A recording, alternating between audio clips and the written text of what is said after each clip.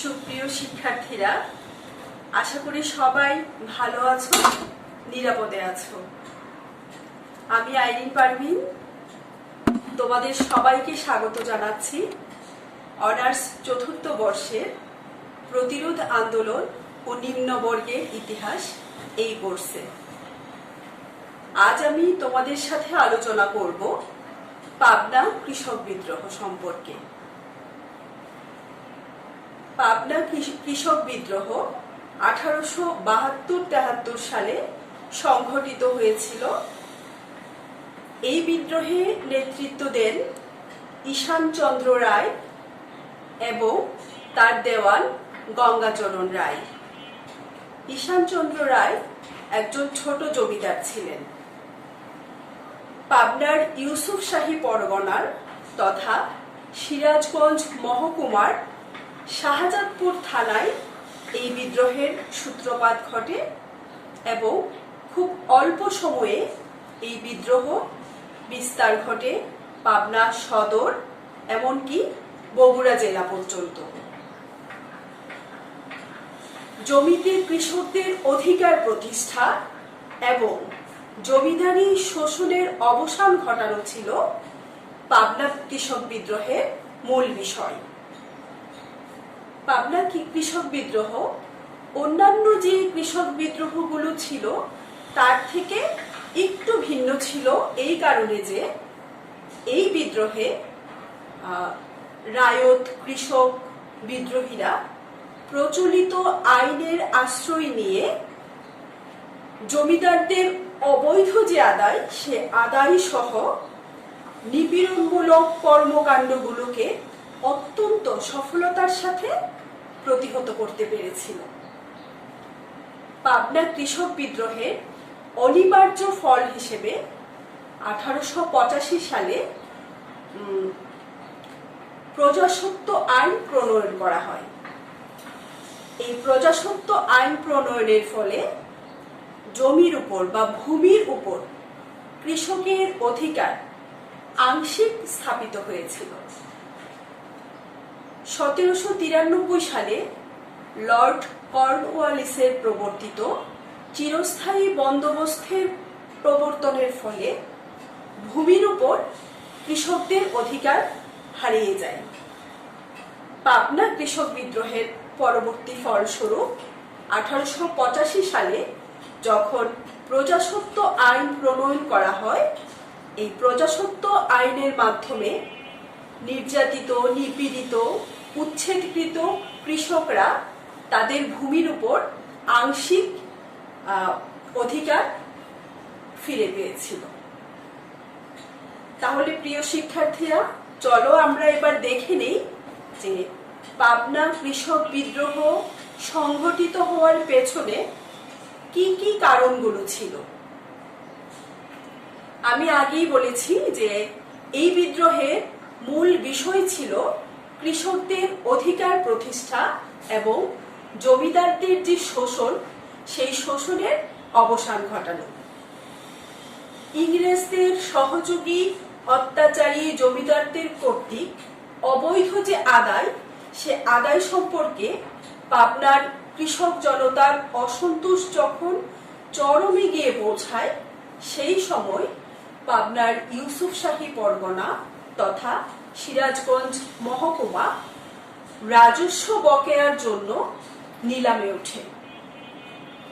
আর এই নিলামের সুযোগে বাংলার বিভিন্ন জায়গার বিভিন্ন স্থানের বড় বড় যে পরিবারগুলো ছিল তারা নব্য জমিদার হয়ে ওঠার সুযোগ সৃষ্টি হয়েছিল এই নিলামের কারণে। পাবনা জেলার এই ইউসুফ শাহী পরগনা পাবনা কৃষক বিদ্রোহের পূর্বে এই অঞ্চলটা ছিল নাটুর রাজার জমিদারির অন্তর্ভুক্ত, কিন্তু নিলামের পরে বাংলার বিভিন্ন অঞ্চলের জমিদাররা এই অঞ্চলটা জমিদারি ক্রয় করে নেয়। ফলে একটা নব্য জমিদার শ্রেণী তৈরি হয়েছিল। জানা যায় যে সিরাজুল ইসলাম সম্পাদিত বাংলাদেশের ইতিহাস 1704 থেকে 1971 এই গ্রন্থ থেকে আমরা জানতে পারি যে এই নিলামের সুযোগে ঢাকার বন্দ্যোপাধ্যায় পরিবার, কলকাতার ঠাকুর পরিবার, সেনাল পরিবার, তারপর পর্জনার যে ভাদুরী পরিবার, এইসব পরিবারগুলো নতুন জমিদার হয়ে বসে। এই নব্য জমিদাররা জমিদারিকে একটা পেশা হিসাবে গ্রহণ করে। জমিদারি তাদের কাছে ছিল ব্যবসা। তাদের মূল উদ্দেশ্য ছিল কিভাবে আর্থিক উন্নতি লাভ করা যায়। এই যে আর্থিক আয় বৃদ্ধির বিষয়ে তারা বিভিন্ন কৌশল অবলম্বন করেছিল। এর ফলে দেখা যায় যে এসব আর্থিক আয় বৃদ্ধির একটা মূল বা গুরুত্বপূর্ণ পন্থা ছিল যে অবৈধ আদায়। 1793 সালে যখন চিরস্থায়ী বন্দোবস্ত হয়, এই চিরস্থায়ী বন্দোবস্ত প্রবর্তনের পর প্রকৃতপক্ষে এই কৃষক রায়তদের দুর্দশার দিন শুরু হয়ে যায়। কেননা এই চিরস্থায়ী বন্দোবস্ত জমিদারদের সর্বরকম স্বার্থ রক্ষা করেছিল। চিরস্থায়ী বন্দোবস্তের ফলে ভূমির উপর কৃষকের অধিকার হারিয়ে ফেলেছিল। এই বন্দোবস্তে কৃষকের স্বার্থের অনুকূলে কোনো নিয়ম ছিল না বা কোনো সুযোগ তৈরি করা হয়নি। সমস্ত সুযোগ সুবিধা জমিদাররা ভোগ করত। ফলে জমিদাররা খুব সহজেই নিজের স্বার্থে ব্যাঘাত ঘটলে তারা কৃষককে সেই জমি থেকে উচ্ছেদ করে দিত। সাঁওতাল বিদ্রোহের কথা যদি তোমরা মনে করো, দেখো যে সেখানে কি হয়েছিল। জমিদাররা সাঁওতালদেরকে দিয়ে নতুন নতুন যে জায়গাগুলো জঙ্গলাকীর্ণ, তারপর হচ্ছে কৃষির অনুপযোগী যে জায়গাগুলো ছিল, সেই জায়গাগুলোকে তারা কৃষির আওতায় নিয়ে আসে। কিন্তু যখনই এসব অনাবাদী জমিতে ফসল উৎপাদন শুরু হয়েছিল, ঠিক সেই সময় জমিদাররা অধিক অর্থের লোভে সাঁওতালদেরকে উচ্ছেদ করে অন্য ব্যক্তিকে সেই জমির বন্দোবস্ত দেয়। এই যে বিষয়টা, এটা শুরু হয়েছিল চিরস্থায়ী বন্দোবস্ত প্রবর্তনের কারণে। এই পটভূমি তৈরি করেছিল এই যে জমি থেকে উচ্ছেদ। এই জমি থেকে উচ্ছেদের কারণে সাঁওতাল বিদ্রোহের পটভূমি যেমন তৈরি হয়েছিল, তেমনি আমরা পাবনার কৃষক বিদ্রোহের পটভূমি তৈরির পেছনেও এই প্রভাব দেখতে পাই। পাবনা কৃষক বিদ্রোহের যেসব বিষয়গুলো এই বিদ্রোহের পটভূমিকে তৈরি করেছিল, সেগুলো হচ্ছে যে জমিদারদের অবৈধ আদায়, জমি থেকে কোনো কারণ ছাড়া কৃষকদেরকে বা রায়তদেরকে উচ্ছেদ, জমিদারদের অযথা শোষণ, এবং এ বিষয়ে তারা যখন ইংরেজ কর্তৃপক্ষকে অবহিত করে তখন ইংরেজ কর্তৃপক্ষের অবজ্ঞা, এই সব কিছুই পাবনার কৃষক বিদ্রোহের পটভূমিকে তৈরি করেছিল। প্রিয় শিক্ষার্থীরা, এবারে আমরা দেখে নেই যে পাবনার কৃষক বিদ্রোহের পেছনে কি কি কারণগুলো ছিল। আমরা যদি দেখি যে পাবনার কৃষক বিদ্রোহের অন্যতম প্রধান কারণ ছিল প্রতিনিয়ত ভূমি রাজস্ব বৃদ্ধি করা। জমিদাররা প্রতি বছর ভূমির রাজস্ব বৃদ্ধি করত। শুধু রাজস্ব বৃদ্ধি নয়, জমিদাররা নামে বেনামে বেআইনি কর অথবা আবওয়াব আদায় করত। আমরা সুপ্রকাশ রায়ের ভারতের কৃষক বিদ্রোহ এই গ্রন্থ থেকে জানতে পারি যে সেই সময়ে এই ইউসুফ শাহী পরগনায় প্রায় 14 রকমের আবওয়াব আদায় করা হতো। বিভিন্ন নামে সেই আবওয়াব আদায় হতো। যেমন জমিদাররা সরকারি যে স্কুলগুলো ছিল সেই স্কুলে তারা দান করত। সে দানের জন্য যে অর্থ তারা দিত, সেই অর্থ কৃষক রায়তদের কাছ থেকে কর হিসেবে আদায় করত। এছাড়া জমিদার জাজিপুর উৎসবে যাওয়া আসার জন্য যে খরচ হতো সেই খরচও কৃষকদের কাছ থেকে কর হিসেবে আদায় করত।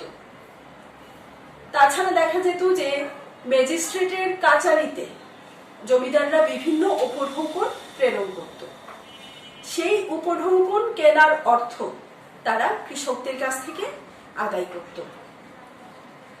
এছাড়া কর্তৃপক্ষের সাথে যোগাযোগ করার জন্য যে টেলিগ্রাফ খরচ হতো সেই টেলিগ্রাফ খরচ সাধারণ কৃষকদের কাছ থেকে জমিদাররা আদায় করত। কিন্তু মজার ব্যাপার হচ্ছে যে জানা যায় জমিদাররা টেলিগ্রাফ খরচ বাবদ কোনো অর্থ প্রকৃতপক্ষে সরকারকে দিত না। আরেক প্রকার আবওয়াব আদায় করা হতো যে জমিদার তার পরিবার পরিজন নিয়ে প্রতি বছর পুরী যেত। সেই পুরী দর্শন করে ফেরার সময় তারা জগন্নাথের প্রসাদ নিয়ে আসত। সেই প্রসাদ এনে রাজ্যের সমস্ত কৃষক রায়তদের মধ্যে সেই প্রসাদ বন্টন করে দেওয়া হতো। কিন্তু এই প্রসাদ বন্টন উপলক্ষে অর্থাৎ প্রসাদ দেওয়ার পরিবর্তে তারা কৃষকদের কাছ থেকে অর্থ আদায় করত। এছাড়াও জমিদার পরিবারের কারো মৃত্যু হলে অথবা কোনো যাগযজ্ঞ অনুষ্ঠিত যাগযজ্ঞ করার প্রয়োজন দেখা দিলে জমিদার সেই যজ্ঞ সেই শ্রাদ্ধ জমিদারদের এই রাজস্ব বৃদ্ধি ছাড়াও আবওয়াব গ্রহণ করত। এছাড়াও জমিদার এবং তার গুমস্তারা বিভিন্নভাবে কৃষক বা রায়তদেরকে নির্যাতন করত। যেমন কোনো কৃষক বা কোনো প্রজা নিজে একটি ঘর তৈরি করেছে, হয়তো কোনো প্রয়োজনে সেই ঘর সে বিক্রি করবে, অথবা একটা গাছ সে বুনেছে, সেই গাছ বড় হওয়ার পর প্রজা তা বিক্রি করবে। নিজের এই ঘর বা তার এই গাছ বিক্রি করার পরে বিক্রি করার পর যে অর্থ পেত সেই অর্থের 1/4 জমিদারকে প্রদান করতে হতো। এমনকি তারা যদি গ্রামে 1 মণ ধান বিক্রি করত তাহলে এই বিক্রির উপর একটা টাকা একটা অর্থ জমিদারকে জমা দিতে হতো। তাছাড়াও জমিদার খাজনা আদায়ের জন্য তার যে গোমস্তা এবং পেয়াদাকে পাঠাতো সেই গোমস্তা এবং পেয়াদা পাঠানোর যে খরচ সেই খরচও কৃষকদের কাছ থেকে আদায় করা হতো। এইভাবে কৃষকরা নির্যাতনের শিকার হচ্ছিল। নব্য জমিদাররা বেশিরভাগই ছিল শহর কেন্দ্রিক। তারা বিলাস পোষণে মত্ত ছিল এবং তারা শহর কেন্দ্রিক জীবনে অভ্যস্ত ছিল। তারা কলকাতায় অবস্থান করত এবং তাদের অনুপস্থিতির সুযোগে তাদের অসাধু গোমস্তা এবং পেয়াদারা এই কৃষক প্রজার উপর চালিয়ে যেত অত্যাচারী প্রভুত্ব, যা বিদ্রোহের কারণ সৃষ্টি করেছিল। এই নির্যাতন ছাড়াও অভিনব উপায়ে আয় বৃদ্ধির পদক্ষেপ নিয়েছিল জমিদাররা। সেটা ছিল ভূমি জরিপ ব্যবস্থা। পাবনা কৃষক বিদ্রোহের পূর্বে নাটোর জমিদারের সময় ভূমি জরিপের যে ব্যবস্থা ছিল সেই ব্যবস্থা ছিল কি যে জমিটা পরিমাপ করা হতো নলের মাধ্যমে। সে নলটা ছিল 23 থেকে 24 ইঞ্চি লম্বা। কিন্তু পরবর্তী সময়ে অর্থাৎ নব্য জমিদারেরা নতুন ভাবে ভূমি জরিপের ব্যবস্থা করে এবং এই জরিপের ক্ষেত্রে তারা যে নল ব্যবহার করত সেই নলের দৈর্ঘ্য ছিল 18 ইঞ্চি। এর ফলে দেখা যায় যে কৃষকদের যে ভূমি সে ভূমির পরিমাণ কমে যাচ্ছে, কিন্তু এই যে অতিরিক্ত ভূমিটা বের হচ্ছে, সেই অতিরিক্ত ভূমি জমিদারের খাস জমিতে পরিণত হচ্ছে। এইভাবে জমিদাররা তাদের আয় বৃদ্ধি করে। অত্যাচারের এই যে নতুন পদ্ধতি, এই পদ্ধতি কৃষক প্রজাকে বিদ্রোহের পটভূমি রচনায় সাহায্য করেছিল। ঠিক এই সময়ে ব্রিটিশ সরকার অবৈধ আদায় সম্পর্কে অনুসন্ধান শুরু করে এবং রোডসেস আইন প্রণয়ন করে। এই রোডসেস আইন প্রণয়নের কারণে জমিদারগণ প্রত্যেক প্রজার জমির পরিমাণ জানাতে বাধ্য হন। এই অবস্থায় জমিদারগণ তাদের দুর্নীতি প্রকাশ হয়ে পড়বে এই আশঙ্কা থেকে তারা খাজনার সময় যে অবৈধ আদায়গুলো ছিল, সেই অবৈধ আদায় যোগ করে একটা কবলিয়ত লিখিয়ে নিত। সেই কবলিয়তে কি থাকতো, যে সেই কবলিয়তে লেখানো ছিল যে কৃষকরা স্বেচ্ছায় এই ভূমি জরিপের যে পদ্ধতি, এই নতুন পদ্ধতি কৃষকরা স্বেচ্ছায় প্রদান করেছে, মানে স্বেচ্ছায় সম্মতি প্রদান করেছে। এই মর্মে কবলিয়ত লিখিয়ে দেওয়া শুরু করে। এই কবলিয়ত যদি কোনো কৃষক প্রদান না করত, তাহলে জমিদারগণ কৃষককে পাট্টা দিত না। পাট্টা হচ্ছে যে কৃষকের জমির দলিল। এইভাবে তাদের অবৈধ কার্যকলাপকে আইনের পোশাক পরিয়েছিল জমিদাররা, যা বিদ্রোহের একটি কারণ বলে, অন্যতম কারণ বলে মনে করা হয়। এই যে জমিদারদের নানাবিধ শোষণ কৃষক প্রজাকে বিদ্রোহী হতে বাধ্য করেছিল। একজন নির্যাতিত রায়তের যে সাক্ষাৎকার, সেই সাক্ষাৎকারটা এরকম ছিল যে তিনি বলেছেন যে জমিদার হয়তো, যে নব্য যে জমিদার, সে জমিদার হয়তো মারা গিয়েছে, তো বাবা মারা যাওয়ার পরে ছেলে জমিদার হয়েছে। এই নতুন জমিদার কিছুটা ইংরেজি জানতেন এবং বিলিতি মদ খেতেন। তো তিনি তার বাবার আমলে ধার্যকৃত যে রাজস্ব, তাতে সন্তুষ্ট হলেন না। তিনি নতুন করে রাজস্ব ধার্য করলেন, যা ছিল পূর্বের রাজস্বের প্রায় 1.5 গুণ। সেই সাথে আবওয়া বা বেআইনি যে করগুলো ছিল, সেগুলো চলমান ছিল।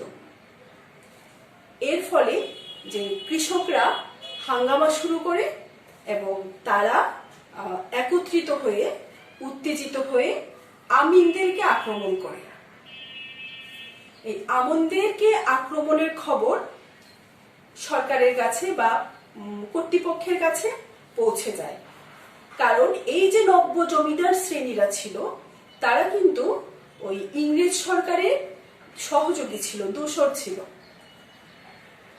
তো যখন কর্তৃপক্ষের কাছে এই খবর চলে যায়, তখন দেখা গেল যে 40 জন বড়কন্দাজ হাতির পিঠে চড়ে গ্রামে চলে আসে এবং তারা গ্রামের যে ঘর বাড়িগুলো ছিল, সেগুলো তারা জ্বালিয়ে দিয়েছিল। এমনকি গ্রামের প্রত্যেকের কাছ থেকে তারা এর ক্ষতিপূরণ আদায় করেছিল। এইভাবে কৃষকরা নির্যাতিত হচ্ছিল। এবং এই যে কৃষক আন্দোলন, কৃষক বিদ্রোহ, এই বিদ্রোহে যারা নেতৃত্ব দিয়েছিল কর্তৃপক্ষ, সেই সব নেতাদেরকে ধরে জমিদারের কাচারিতে আটকে রাখে। এভাবে তারা কৃষক বিদ্রোহকে আসলে দমন করতে চেয়েছিল। তখনকার সিরাজগঞ্জের যে এসডিও ছিল, সে এসডিও, তার নাম ছিল নোলান।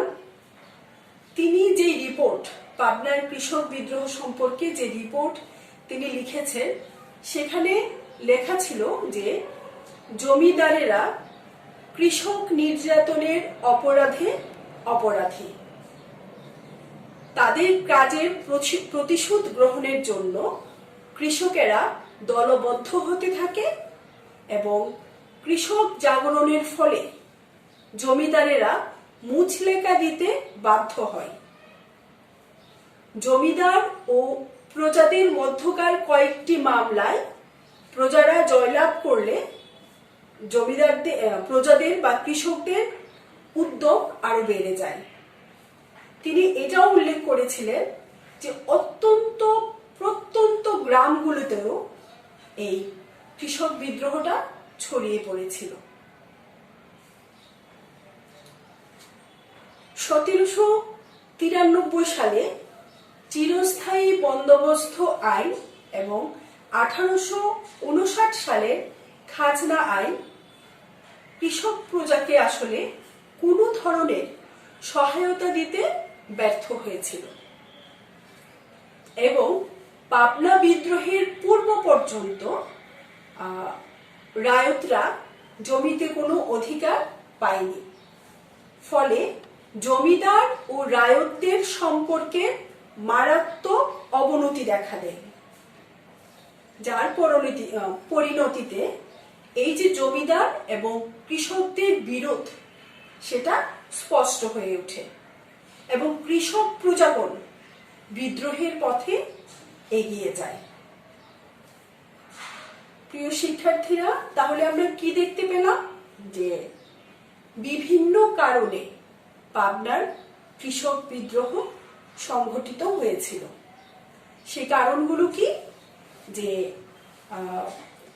মূল কারণ ছিল হচ্ছে যে প্রতিনিয়ত ভূমি রাজস্ব বৃদ্ধি করা, সেই সাথে নামে বেনামে বিভিন্নভাবে কৃষকদের কাছ থেকে অনৈতিকভাবে কর আদায় করা বা আবওয়াব আদায় করা। এছাড়াও যে জমিদারদের শোষণ এবং নির্যাতন, কৃষকদের ব্যক্তিগত সম্পদ, তাদের যে ফসল সেটা বিক্রি করলেও জমিদারদেরকে এর একটা অংশ জমিদারকে দিতে হতো। তাছাড়াও একটা অভিনব পদ্ধতিতে এই কৃষকরা নির্যাতনের শিকার হচ্ছিল। সেটা হচ্ছে যে ভূমি জরিপ ব্যবস্থা। নাটোর রাজের সময়ে, নাটোর রাজের জমিদারিতে যেখানে ভূমি জরিপ করা হতো 23 থেকে 24 ইঞ্চি নলের সাহায্যে, সেখানে নব্য জমিদাররা ভূমি জরিপ করছিল 18 ইঞ্চি নলের মাধ্যমে। ফলে বিশাল পরিমাণ ভূমি জমিদারের হস্তগত হয় এবং জমিদারের খাস জমিতে পরিণত হয়েছিল। এইভাবে জমিদাররা তাদের যে আর্থিক উন্নতি বা সেই আর্থিক উন্নতির ব্যবস্থা করছিল। তাছাড়াও বিভিন্নভাবে তাদের উপর নির্যাতন চালিয়ে তাদেরকে দমন করে এই জমিদার এবং তার গোমস্তা, পেয়াদা, নায়করা তাদেরকে নির্যাতনের মাধ্যমে এই বিদ্রোহের পথে এগিয়ে নিয়ে গিয়েছিল। প্রিয় শিক্ষার্থীরা, এবার আমরা দেখব যে বিদ্রোহের সূত্রপাত কিভাবে হয়েছিল। যে এই যে আমরা বললাম বিদ্রোহের কারণগুলো, সেই বিদ্রোহের কারণগুলোকে বিক্ষুব্ধ কৃষক প্রজাদের অনেকেই বিদ্রোহের এইসব কারণে বিক্ষুব্ধ হয়েছিল এবং তারা অনেক প্রজারা অবৈধ যে করগুলো ছিল সে কর দিতে তারা অস্বীকার করে।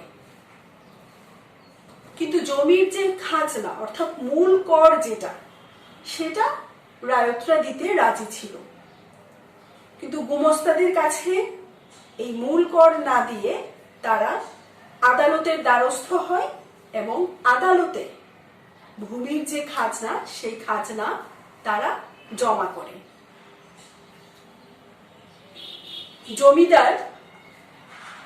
জমিদাররা লোকেরা তখন যে প্রজাদের পক্ষে এক যে সাক্ষী ছিল না, জমিদাররা যখন কৃষকরা যখন খাজনা জমিদারকে না দিয়ে আদালতে দিচ্ছিল তখন এবং অবৈধ কর দিতে অস্বীকার করছিল, তখন এই নির্যাতিত বা কি বলা যায় যে তখন ওই জমিদার অর্থাৎ যার রায়তরা খাজনা দিচ্ছিল না, অবৈধ কর দিচ্ছিল না, সেই জমিদার তখন আদালতে শরণাপন্ন হয়। নিম্ন আদালতে যে রায় হয় সে রায় জমিদারের পক্ষে যায়, কিন্তু কৃষক বিদ্রোহীরা আপিল করে এবং আপিলের যে রায় সেই রায় কৃষকদের পক্ষে যায়। এই অবস্থায় তখন পরাজিত কোনো এক জমিদারের লোকজন কৃষকদের পক্ষের যে সাক্ষী ছিল এক সাক্ষীকে তারা অপহরণ করে এবং নিয়ে লুকিয়ে রাখে। এই ঘটনার ফলে বিভিন্ন জায়গায় কৃষক বিদ্রোহটা ছড়িয়ে পড়ে এবং যেহেতু মামলায় জমিদার হেরে যায়, ফলে কৃষকরা কিন্তু আরো বেশি উদ্যমী হয়ে যায় এবং বিভিন্ন জায়গায় কৃষকরা এই অবৈধ কর দিতে অস্বীকার করে। ইতিমধ্যেই কৃষক পক্ষে এক সাক্ষীকে জমিদারের লোকজন অপহরণ করায় বিদ্রোহ দাবানলের মতো বিভিন্ন গ্রামে ছড়িয়ে পড়েছিল। কর্তৃপক্ষ প্রথমে এটাকে আমল দেয়নি, কিন্তু পরবর্তীতে তারা কৃষকদের পক্ষে এগিয়ে আসে এবং তারা শেষ পর্যন্ত কৃষকদের চাপে পড়ে সেই অপহরণকৃত ব্যক্তিকে তারা উদ্ধার করে এবং যারা এই কাজের সাথে সংশ্লিষ্ট ছিল অর্থাৎ জমিদারের লোকজনকে শাস্তির আওতায় আনতে বাধ্য হয়েছিল। সুপ্রিয় শিক্ষার্থীরা, আজকে এই পর্যন্তই। আগামী ক্লাসে আমি বিদ্রোহের যে বিস্তৃতি, বিদ্রোহের যে নেতৃত্ব, এই বিদ্রোহের যে বিভিন্ন দিক ছিল এবং পাবনা কৃষক বিদ্রোহের যে ফলাফল সেগুলো আলোচনা করব। তো সেই পর্যন্ত সবাই সুস্থ থাকবে, নিরাপদে থাকবে, ঘরে থাকবে। জরুরি প্রয়োজনে ঘর থেকে যদি তোমরা বের হও অবশ্যই মাস্ক ব্যবহার করবে। প্রিয় শিক্ষার্থীরা, তাহলে আগামী ক্লাসে আবার তোমাদের সাথে দেখা হবে। তোমরা ভালো থেকো, সুস্থ থেকো।